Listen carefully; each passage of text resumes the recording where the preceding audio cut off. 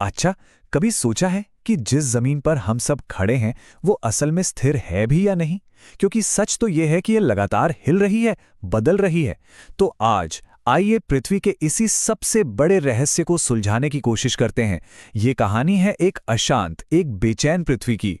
तो इस पहेली को सुलझाने की शुरुआत करते हैं। जरा अटलांटिक महासागर के दोनों किनारों को देखिए। कुछ अजीब लगा? दक्षिण अमेरिका और अफ्रीका के तट, ये एक दूसरे में बिल्कुल फिट बैठते हैं, है ना? जैसे किसी बहुत बड़ी जिगसॉ पजल के दो हिस्से हों। और मजे की बात यह है कि ये कोई नई खोज नहीं है। सोचिए, 1596 में ही अब्राहम ऑर्टेलियस ने इस पर गौर किया था। पर सवाल यह था, क्या ये बस एक इत्तेफाक था या इसके पीछे कोई बहुत बड़ा राज छिपा था? कई सदियों तक ये सवाल बस एक सवाल ही बना रहा। फिर एक जर्मन वैज्ञानिक ने इस पहेली को सुलझाने की हिम्मत की। इनका नाम था एल्फ्रेड वेगनर और इनका आइडिया वाकई बहुत साहसिक था। तो वेगनर ने आखिर कहा क्या? साल था 1912, जब उन्होंने अपनी कॉन्टिनेंटल ड्रिफ्ट यानी महाद्वीपीय विस्थापन की थ्योरी दुनिया के सामने रखी। उनका कहना था कि जरा 20 करोड़ साल पीछे चलिए। उस वक्त आज के ये अलग अलग महाद्वीप एक साथ जुड़े हुए थे। एक बहुत बड़ा सुपर कॉन्टिनेंट था जिसे उन्होंने नाम दिया पैंजिया। और इस पैंजिया को चारों तरफ से एक ही विशाल महासागर ने घेर रखा था, पैंथलसा। फिर वक्त के साथ पैंजिया दो बड़े टुकड़ों में टूट गया, लोरेशिया और गोंडवाना लैंड। अब देखिए, वेगनर ने ये बात सिर्फ नक्शे को देखकर हवा में नहीं कही थी। उनके पास मजबूत सबूत थे। और पहला सबूत था जीवाश्म। एक छोटा सा जीव था, मेसोसॉरस। ये बेचारा खारे पानी में तैर भी नहीं सकता था।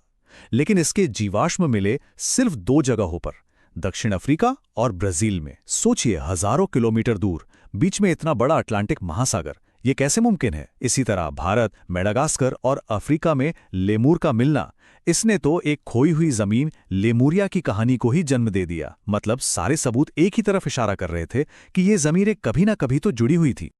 और कहानी यहीं खत्म नहीं होती। सबूतों की लिस्ट लंबी थी। वैगनर ने चट्टानों से भी पूछताछ की। घाना में जो सोना मिलता है, पता चला कि वो उन चट्टानों से आया है जो असल में ब्राजील में है। और इससे भी ज्यादा हैरान करने वाली बात, टिलाइट नाम की चट्टानें, ये तब बनती है जब ग्लेशियर पिघलते हैं।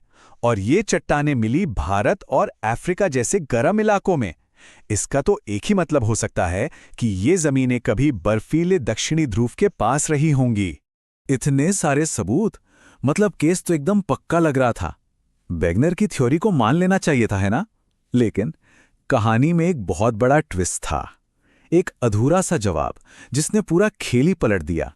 तो सबसे बड़ा सवाल जो सब पूछ रहे थे वो ये था, आखिर ये महाद्वीप खिसके तो खिसके कैसे?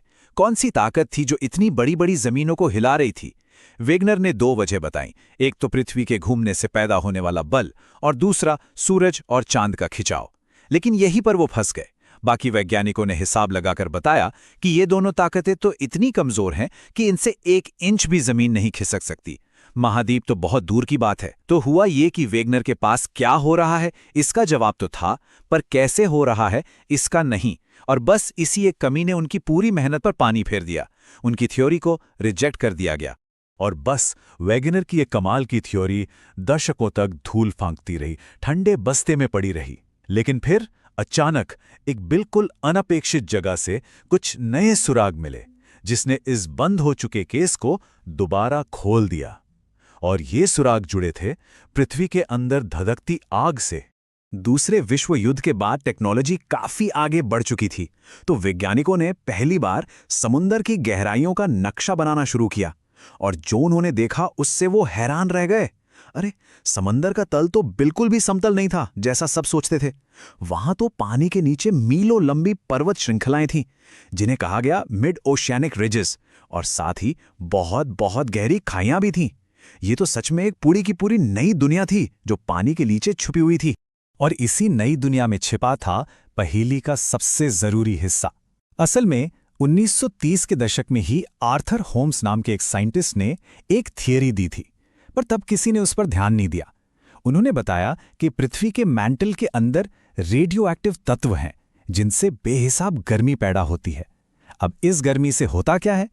ठीक वैसा ही जैसा एक पतीले में पानी उबालने पर होता है। गर्म पानी ऊपर उठता है, ठंडा होकर नीचे जाता है, एक साइकिल बन जाता है। होम्स ने कहा कि पृथ्वी के अंदर भी ऐसी ही शक्तिशाली धाराएं चल रही हैं, और यही धाराएं अपने ऊपर तैर रही जमीनी प्लेटों को अपने साथ बहा ले जाती हैं।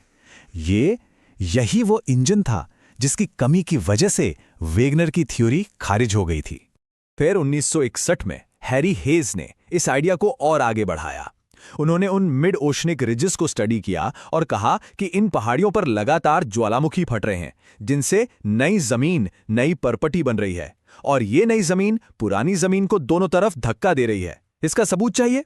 उन्होंने दिखाया कि इन पहाड़ियों के पास की चट्टानें बिल्कुल नहीं हैं, जबकि जैसे जैसे हम महाद्वीपों की तरफ जाते हैं, चट्टानें लाखों करोड़ों साल पुरानी होती जाती हैं। इसे ही कहा गया सी फ्लोर स्प्रेडिंग या सागरीय अधस्थल विस्तार। बस वेगनर की थ्योरी को उसका खोया हुआ कैसे मिल चुका था। तो अब सारे सुराग, सारी कड़ियां एक साथ जुड़ चुकी थी, और इन सब से मिलकर जन्म होने वाला था एक ऐसे सिद्धांत का जो हमारी इस दुनिया को देखने का नजरिया हमेशा हमेशा के लिए बदलने वाला था। साल 1967 में मैकेंजी, पार्कर और मॉर्गन, इन तीनों ने मिलकर सभी विचारों को एक साथ पिरोया और पेश किया प्लेट टेक्टोनिक्स का सिद्धांत। यह सिद्धांत क्या कहता है? यह कहता है कि पृथ्वी की जो ऊपरी कठोर परत है ना, वो एक सिंगल पीस नहीं है, बल्कि वो एक चटके हुए अंडे के छिलके की तरह है, 7 बड़ी और कई छोटी छोटी प्लेटों में टूटी हुई। और ये सारी प्लेटें नीचे की एक नरम पिघली हुई परत के ऊपर किसी नाव की तरह तैर रही हैं। और जब ये प्लेटें तैरती हैं तो आपस में 3 तरह से टकराती हैं। पहली होती है डाइवर्जेंट बाउंड्री, जहां प्लेटें एक दूसरे से दूर जाती हैं और बीच में नई जमीन बनती है। दूसरी होती है कन्वर्जेंट बाउंड्री, जहां प्लेटें आमने सामने टकराती हैं। इस टक्कर से या तो हिमालय जैसे पहाड़ बन जाते हैं, या एक प्लेट दूसरे के नीचे चली जाती है। और तीसरी होती है ट्रांसफॉर्म बाउंड्री, जहां प्लेटें एक दूसरे से रगड़ खाती हुई आगे पीछे खिसकती हैं। और यहीं आते हैं सबसे खतरनाक भूकंप।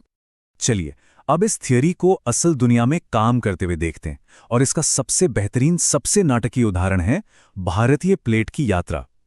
ये एक महाकाव्य जैसी यात्रा थी, दक्षिणी ध्रुव से लेकर हिमालय तक। सोचिए, करीब 14 करोड़ साल पहले भारत एक द्वीप की तरह दक्षिणी ध्रुव के पास था।